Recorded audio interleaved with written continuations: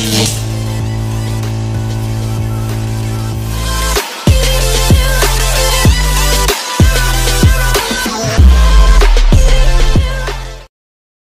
few moments later. Karena masih Muhammad Ilham Pangestu dengan NIM B1B1230081 Prodi Ilmu Pemerintahan. Di sini saya akan menjelaskan tentang definisi APBN. APBN atau Anggaran Pendapatan dan Belanja Negara adalah rencana keuangan tahunan yang disusun oleh pemerintah dan disetujui oleh Dewan Perwakilan Rakyat atau DPR. APBN mencakup semua pendapatan dan belanja negara dalam satu tahun anggaran. Tujuan dari APBN yang pertama yaitu mengatur keuangan negara. APBN berfungsi sebagai alat untuk mengatur keuangan, penerimaan, pengeluaran negara sesuai dengan prioritas pembangunan nasional. Yang kedua yaitu mendorong pertumbuhan ekonomi. Dengan alokasi anggaran yang tepat, APBN dapat mendorong pertumbuhan ekonomi melalui investasi di sektor-sektor strategis. Yang ketiga yaitu meningkatkan kesejahteraan rakyat. APBN digunakan untuk membiayai program-program sosial yang bertujuan meningkatkan kesejahteraan masyarakat seperti pendidikan, kesehatan, dan bantuan sosial. Dan yang terakhir yaitu menjaga stabilitas ekonomi. APBN berperan dalam menjaga stabilitas ekonomi dengan mengatur inflasi, defisit anggaran, dan utang negara. Proses penyusunan APBN. Proses penyusunan APBN yang pertama yaitu penyusunan Rencana Kerja Pemerintahan atau RKP. Proses ini dimulai dengan penyusunan RKP yang mencakup prioritas pembangunan untuk tahun anggaran berikutnya. Yang kedua yaitu penyusunan Nota Keuangan dan RAPBN. Berdasarkan RKP, pemerintah menyusun Nota Keuangan dan Rencana Anggaran Pendapatan dan Belanja Negara atau RAPBN yang kemudian diajukan ke DPR untuk dibahas dan disetujui. Penyusunan persetujuan dan pengesahan. Yang pertama yaitu pembahasan di DPR. RAPBN dibahas secara detail oleh DPR bersama dengan pemerintah. Proses ini melibatkan berbagai komisi dan fraksi di DPR. Yang kedua yaitu pengesahan menjadi UU. Setelah memulai pembahasan, RAPBN disetujui oleh DPR dan disahkan menjadi Undang-Undang APBN. Selanjutnya pelaksanaan dan pengawasan. Pelaksanaan anggaran. Setelah disahkan, APBN dilaksanakan oleh kementerian atau lembaga sesuai dengan alokasi yang telah ditetapkan. Pengawasan dan evaluasi. Pelaksanaan APBN diawasi oleh Badan Pemeriksa Keuangan atau BPK dan hasilnya dilaporkan dalam Laporan Keuangan Pemerintah Pusat atau LKPP. Saya akan menjelaskan tentang struktur APBN. Yang pertama yaitu pendapatan negara. Pendapatan negara adalah semua penerimaan yang menjadi hak pemerintah pusat dan diakui sebagai penambahan kekayaan bersih. Pendapatan negara terdiri dari 3 komponen utama. Yang pertama yaitu penerimaan pajak. Ini mencakup semua jenis pajak yang dipungut oleh pemerintah, baik pajak dalam negeri seperti pajak penghasilan, pajak pertumbuhan nilai, maupun pajak luar negeri. Yang kedua yaitu penerimaan negara bukan pajak atau PNBP. Ini termasuk pendapatan dari sumber daya alam, kekayaan negara yang dipisahkan, badan layanan umum, dan PNBP lainnya.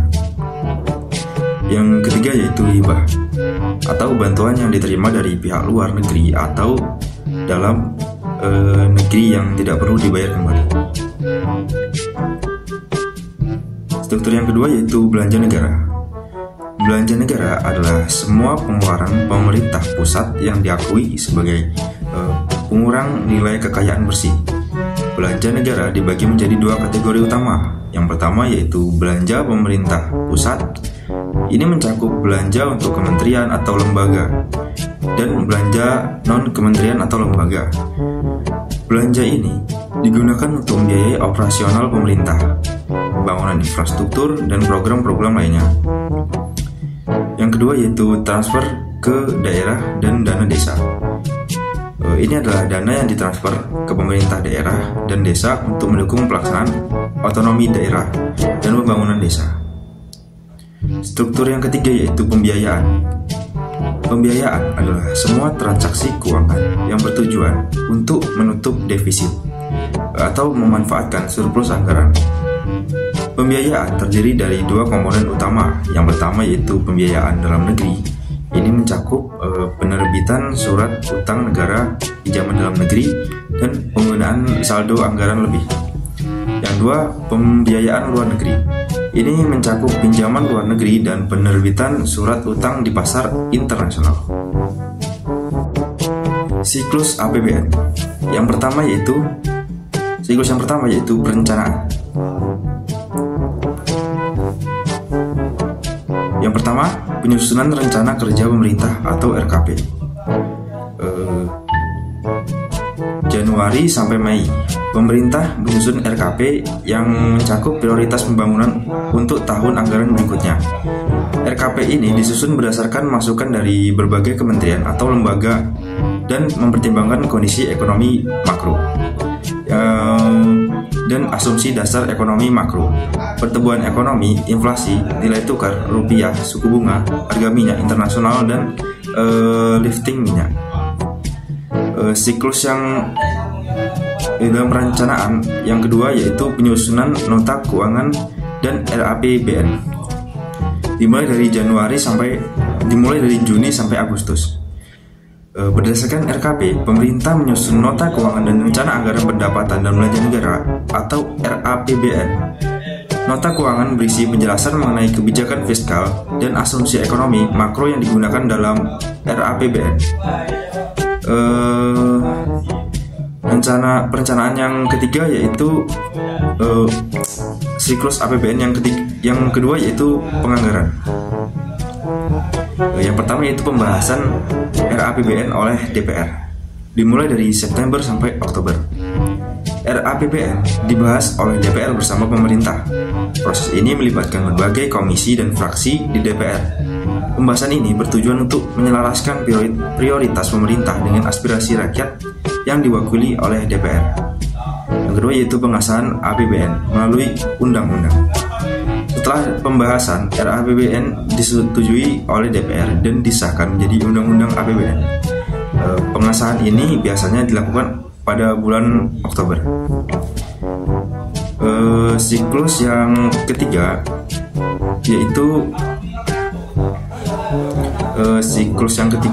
yaitu pelaksanaan.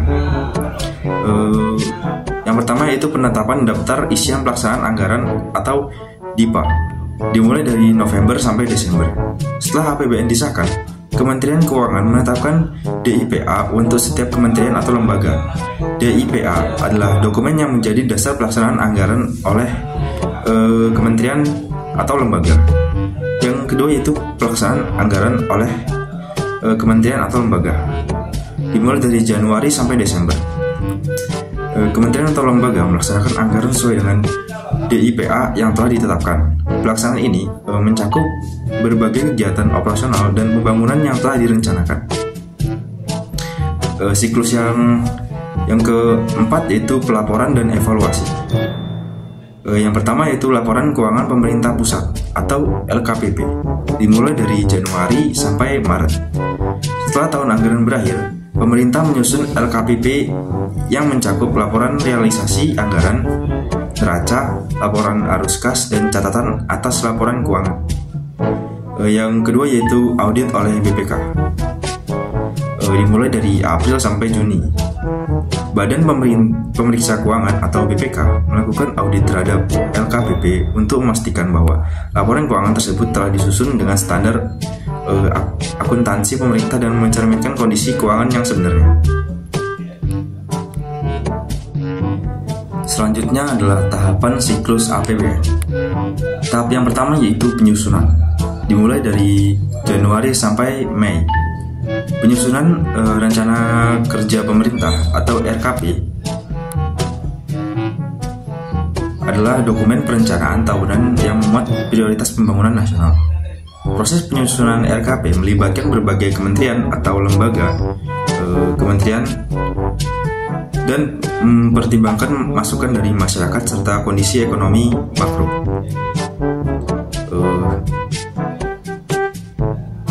dalam penyusunan rencana kerja RKP. Yang kedua yaitu asumsi dasar ekonomi makro, yaitu pertumbuhan ekonomi, inflasi, nilai tukar rupiah, suku bunga, harga minyak, dan lifting minyak. Yang kedua yaitu Juni sampai Agustus, penyusunan rencana anggaran pendapatan dan belanja negara atau RAPBN. Berdasarkan RKP, pemerintah menyusun RAPBN yang mencakup rencana pendapatan, belanja, dan pembiayaan negara untuk tahun anggaran berikutnya. Dokumen yang menyertai APBN dan berisi penjelasan mengenai kebijakan fiskal serta asumsi ekonomi makro yang digunakan. Tahap yang kedua yaitu pembahasan. Yang pertama dimulai dari September sampai Oktober. Pembahasan APBN di DPR. RAPBN dibahas oleh DPR bersama pemerintah. Proses ini melibatkan berbagai komisi dan fraksi di DPR untuk menyelaraskan prioritas pemerintah dengan aspirasi rakyat. DPR mengadakan rapat kerja dan rapat dengan pendapat dengan kementerian atau lembaga untuk membahas detail RAPBN. Yang kedua yaitu pengesahan APBN menjadi UU. Setelah pembahasan RAPBN disetujui oleh DPR dan disahkan menjadi Undang-Undang APBN. Pengesahan ini biasanya dilakukan pada bulan Oktober. Tahap yang ketiga yaitu pelaksanaan. Dimulai dari Januari sampai Desember. Pelaksanaan APBN. Setelah APBN disahkan, Kementerian Keuangan menetapkan daftar isian pelaksanaan anggaran atau DIPA untuk setiap kementerian atau lembaga. DIPA adalah dokumen yang menjadi dasar pelaksanaan anggaran oleh kementerian atau lembaga. Kementerian atau lembaga melaksanakan anggaran sesuai dengan DIPA yang telah ditetapkan. Pelaksanaan ini mencakup berbagai kegiatan operasional dan pembangunan yang telah direncanakan. Tahap yang keempat yaitu pelaporan. Dimulai dari Januari sampai Maret, yaitu penyusunan laporan keuangan pemerintah pusat atau LKPP. Setelah tahun anggaran berakhir, pemerintah menyusun LKPP yang mencakup laporan realisasi anggaran, neraca, laporan arus kas, dan catatan atas laporan keuangan. LKPP disusun untuk memastikan transparansi dan akuntabilitas dalam pengelolaan keuangan negara. Pelaporan yang kedua yaitu dari April sampai Juni, yaitu audit oleh Badan Pemeriksa Keuangan atau BPK. BPK melakukan audit terhadap LKPP untuk memastikan bahwa laporan keuangan tersebut telah disusun sesuai dengan standar akuntansi pemerintah dan mencerminkan kondisi keuangan yang sebenarnya. Laporan hasil pemeriksaan atau LHP. BPK menyusun LHP yang berisi temuan audit dan rekomendasi untuk perbaikan. Selanjutnya, komponen utama dari APBN. Yang pertama yaitu pendapatan negara. Pendapatan negara adalah semua penerimaan yang menjadi hak pemerintah pusat dan diakui sebagai penambahan kekayaan bersih. Komponen utama pendapatan negara meliputi yang pertama penerimaan pajak. Yaitu yang pertama pajak dalam negeri, termasuk pajak penghasilan, PPH, pajak pertambahan nilai, PPN, pajak penjualan atas barang mewah, PPNBP, PPNBM, dan pajak bumi dan bangunan atau PBB. Yang kedua yaitu pajak luar negeri. Dalam pajak luar negeri itu ada biaya masuk, biaya keluar, dan cukai. Pendapatan negara yang kedua yaitu penerimaan negara bukan pajak atau PNBP. Yang pertama yaitu sumber daya alam. Pendapatan dari sumber daya alam yaitu dari sektor minyak dan gas bumi, pertambangan, kehutanan, dan perikanan. Yang kedua yaitu kekayaan negara yang dipisahkan. Pendapatan dari Badan Usaha Milik Negara BUMN dan Badan Layanan Umum atau BLU. Yang ketiga yaitu PNBP lainnya, termasuk pendapatan dari layanan pemerintah, denda, dan hasil pengelolaan aset negara. Dan yang terakhir yaitu hibah, atau bantuan yang diterima dari pihak luar negeri atau dalam negeri yang tidak perlu dibayar kembali.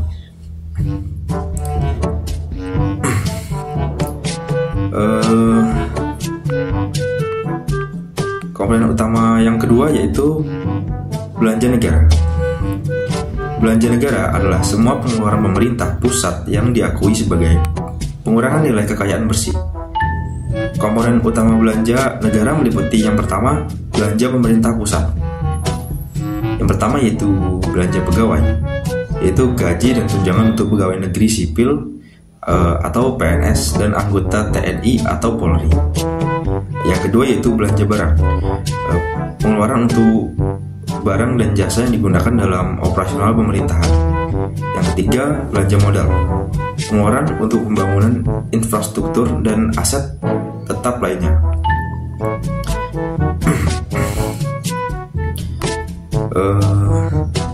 Komponen utama yang kedua yaitu transfer ke daerah dan dana desa.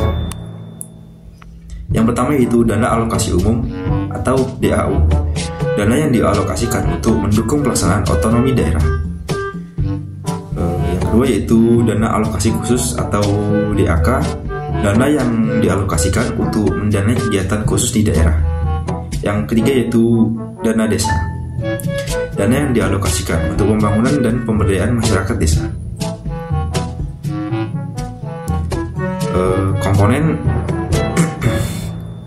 Komponen utama APBN yang ketiga yaitu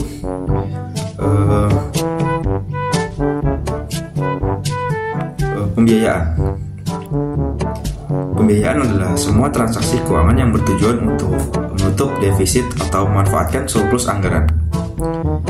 Komponen utamanya yaitu yang pertama pembiayaan dalam negeri.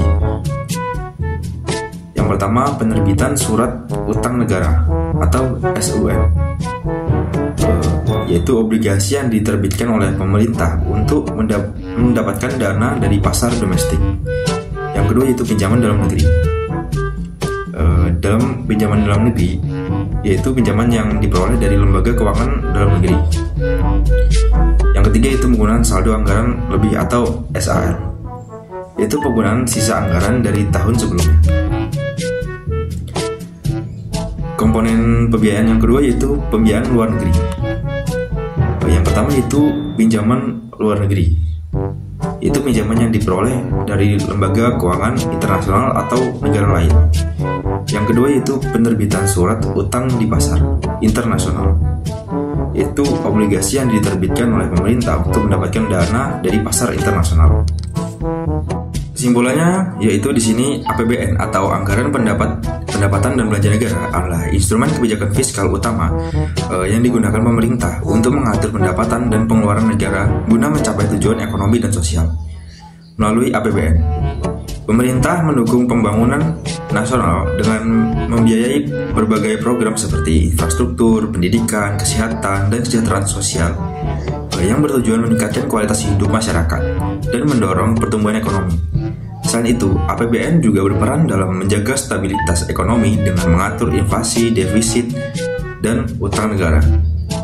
Transparansi dan akuntabilitas dalam pengelolaan APBN sangat penting untuk membangun kepercayaan publik, memastikan penggunaan dana publik secara efisien dan efektif, serta pertanggungjawaban setiap pengeluaran melalui audit oleh Badan Pemeriksa Keuangan (BPK). Namun, pengelolaan APBN menjadi tantangan seperti ketidakpastian ekonomi, kebutuhan untuk meningkatkan efisien pengeluaran, dan upaya peningkatan penerimaan negara melalui reformasi perpajakan dan peningkatan kepatuhan pajak. Mungkin sekian yang dapat saya sampaikan. Kurang lebihnya mohon maaf. Assalamualaikum. Thank you.